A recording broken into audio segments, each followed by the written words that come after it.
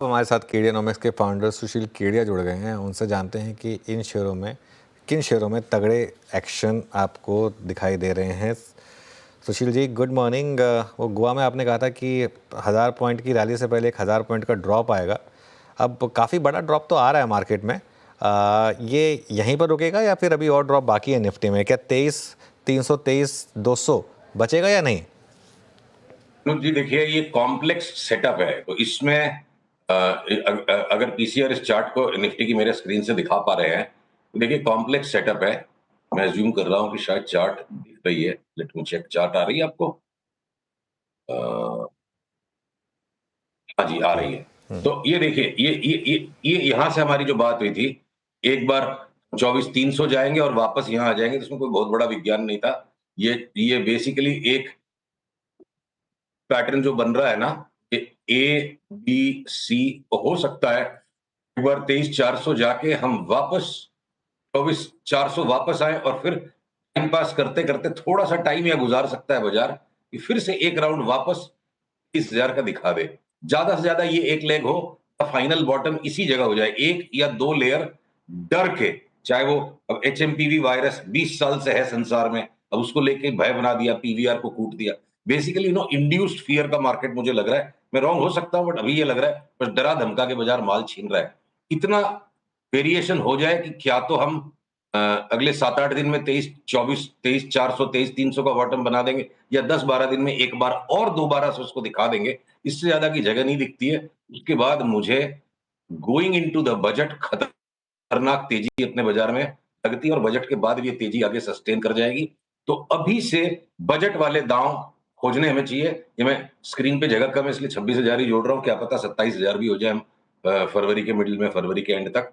तो अगले कुछ दिनों में ये 400-500 पॉइंट का जो डर है, अब डरेंगे भी और कमाएंगे भी, दोनों काम तो होते नहीं, निडर होकर काम करना पड़ेगा। ओके, चलिए तो मतलब इस समय बाइंग आप सजेस्ट कर रहे हैं फिर? और स्टॉक स्पेसिफिक अगर कुछ अच्छे ट्रेड्स बता सकें तो देखिए, स्टॉक स्पेसिफिक्स में बहुत सारे स्टॉक्स हैं। अब अगर मैं आपको फाइनेंशियल सर्विसेज के स्टॉक्स में बताऊं, तो जियो फाइनेंस हमें लगता है डबल हो जाएगा। 4 से 5 महीने का पर्सपेक्टिव लीजिए। और इसी साल 2025 में बजाज फाइनेंस हो सकता है आधा हो जाए, 8,100 दिखा के 4,100 तक गिर जाए। तो ऐसे में दो तरफा चाल है। अगर मैं ब्रोकरेज के स्टॉक्स पे आता हूं, तो मोतीलाल ओसवाल में भी 1300 की जगह लगती है। 40% हो गया, 900 का स्टॉक 1300 हो जाए तो 40-45% हो गया। एंजल ब्रोकिंग 40-50% बढ़ जाए, पर ये सीडीएसएल बीएसई में 10% बढ़े और उसके बाद लंबा करेक्शन आ जाए, तो अलग अलग जगह स्टॉक्स स्प्रेड आउट है। स्मॉल फाइनेंस बैंक्स, मेरे को लगता है पता नहीं बजट में कुछ जस्टिफिकेशन आ सकता है क्या, बहुत ज्यादा तेजी लग रही है उन स्टॉक्स में, सबके सब 60-70-75% बढ़ जाए। But at the same PSU banks में सिर्फ एक आईओबी का फाइनल बॉटम हो गया, लगता है वो डबल हो जाए। यहाँ से थोड़ा सा और इंतजार, 4-5-7% का करेक्शन और हो जाए पीएसयू बैंक्स में, उसके बाद उनको भी दबा के लेंगे। पर बैंक निफ्टी के जो लार्ज स्टॉक्स हैं, HDFC, ICICI, even axis bank हो सकता है, इनसे परहेज रखेंगे। ये घूम फिर के बार बार करेक्शन देके इंडेक्स को दबाते रहेंगे। लार्ज बैंक्स को हमें शॉर्ट कर करके हेज करना है, small finance banks, PSU banks को दबा के लेंगे। अब आप आ जाओ, अगर मेटल्स की स्पेस में आते हो, अपनी बात पहले भी हुई थी एमओआईएल, अब उसमें एक हायर बॉटम बन रहा है, और एमओआईएल यहां से लगता है मेरे को डबल हो जाएगा। 3 से 6 महीने का पर्सपेक्टिव रखिए। मैंगनीज के prices world wide shoot up करते जा रहे हैं। अगर अगर मैं मेटल्स की इस पिक के अलावा बाकी भी मेटल्स में ब्रॉडली करेक्शन हो लिया, थोड़ा सा और जगह बाकी है। ऑटोज में हम टाटा मोटर्स पे तेजी और बढ़ाते जाएंगे। ब्रिटिश पाउंड में कल बड़ा रिवर्सल आ गया, 20% की जंप वहां आती है, टाटा मोटर्स 40% बढ़ जाएगा। अभी हम 25% की बात लेके चलते हैं। तो मैं अगर इंश्योरेंस के स्टॉक से एसबीआई लाइफ, एचडीएफसी लाइफ, इन दोनों में 40 से 50% तक की ऊपर जगह देखता हूं।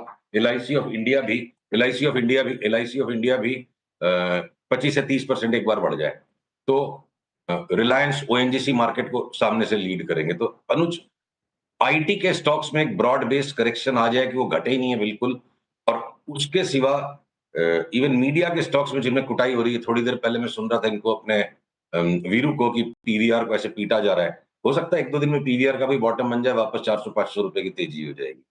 तो सिलेक्टिव करेक्शंस हैं बाजार में, जो बहुत अच्छी बात है। और इंडेक्स एक अलग खेल है। 23,000 को आप बॉटम समझ लो, 26,000 को 27,000 को ऊपर की जगह समझ लो, 2025 का ये पर्सपेक्टिव है। पर इंडिविजुअल स्टॉक्स में टाइम टू टाइम करेक्शन हो जाने के बाद पकड़-पकड़ के 25, 30, 40% तक कमाने की जगह अभी भी बाजार दे रहा है। ओके अच्छा सुशील जी, गुड मॉर्निंग। वीरेंद्र बोल रहा हूँ। ये हमारी बात जुबरन पर हर बार होती है जब भी आप आते हैं। 800 रुपये का कल ये स्टॉक हो गया। अभी यहाँ पे कुछ प्रॉफिट बुक करना है या फिर लीड करेगा ये अभी भी? सॉरी, किस पे बात कर रहे हो आप? जुबिलेंट पे हम हर बार बात करते हैं और चला भी खूब तबीयत से इस बार पिछले 20 दिन में। अब थोड़ा बुक करें या फिर अभी चलने दें इसको? अभी अभी नहीं, आपके अनुसार करना क्या चाहिए? जुबिलेंट पे हमारी जो पर्सपेक्टिव थी कि 400 से 800 तक हम इसको राइड करेंगे, वो राइड भी कंप्लीट हो गई। टारगेट खाली पूरा नहीं हुआ, पैटर्न भी पूरा हो गया। जुबिलेंट से अब हम आउट हैं और 1, 2, 3, 4 दिन में जब भी इसमें शॉर्ट सेल का सिग्नल बनेगा, हम जुबिलेंट को अगले 6 महीने, 8 महीने वापस 800 से 400 की जर्नी एक्सपेक्ट करते हैं और उसके अनुसार बार-बार बेच-बेच के इसमें ट्रेड बनाएंगे। सारे एफएमसीजी जब करेक्ट कर रहे थे, जुबिलेंट एक तरफ भागता गया। अब जुबिलेंट से निकल के हम बाकी के एफएमसीजी स्टॉक्स में पैसे डालेंगे। अच्छा, इसके जुबिलेंट सारा से निकल के आप बाकी सब एफएमसी पैसा जहां डालेंगे वो कौन सी पॉकेट्स होंगे सुशील जी? टाटा कंज्यूमर को देखिए अच्छा मूव दिया, ब्रिटानिया ने अच्छा मूव दिया, कल डाबर मैरी को कोलैप्स हुए, बट आपका टेक क्या है? वो पैसा कहाँ जाएगा, किस तरफ? डाबर पे सबसे ज्यादा तेजी करनी है। उसके बाद आप सारे के सारे एफएमसीजी स्टॉक्स ले सकते हैं। समस्या है कौन सा न ले। मतलब 35% अगर हिंदुस्तान लीवर जैसा भारी भरकम स्टॉक भी बढ़ता लगता है, लेकिन बार-बार डर का वातावरण इस संसार में आएगा।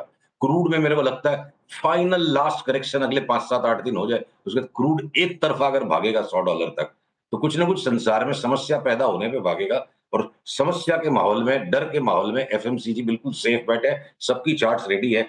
जैसे लीवर जैसा भारी भरकम स्टॉक भी 30 से 35% यहां से रिटर्न दे देगा। 2400 वाला 3200 हो जाए, टाटा कंज्यूमर 50% बढ़ जाए, डाबर 60-70% बढ़ जाए, तो मेरे को लगता है 3 से 5 महीने में कंज्यूमर स्टॉक्स में, ये एफएमसीजी स्टॉक्स में एक्स्ट्रा ऑर्डिनरी रिटर्न्स पॉसिबल लगती है। एकदम चार्ट सबकी स्टैक्ड है कि ट्रक भर के ले लो इनको।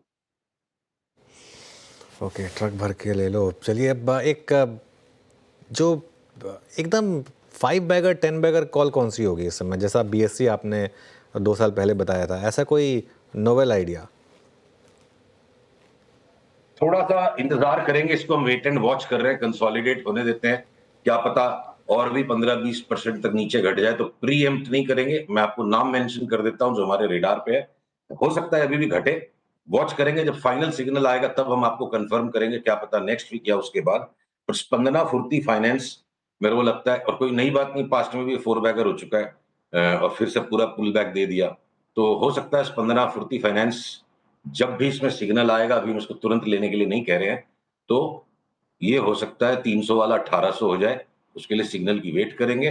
क्या पता नेक्स्ट वीक जब तक हमारी मुलाकात हो, ये 5 बैगर की मूव ट्रिगर कर चुका हो।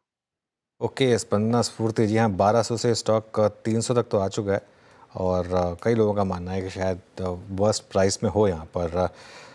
सुशील जी, बहुत बहुत शुक्रिया ये सब स्टॉक आइडियाज़ आज हमारे सामने रखने के लिए और इंडेक्स पर अपनी बोल्ड कॉल एक बार फिर से रिपीट करने के लिए। इस शो को यहाँ समेटने का समय आ गया है।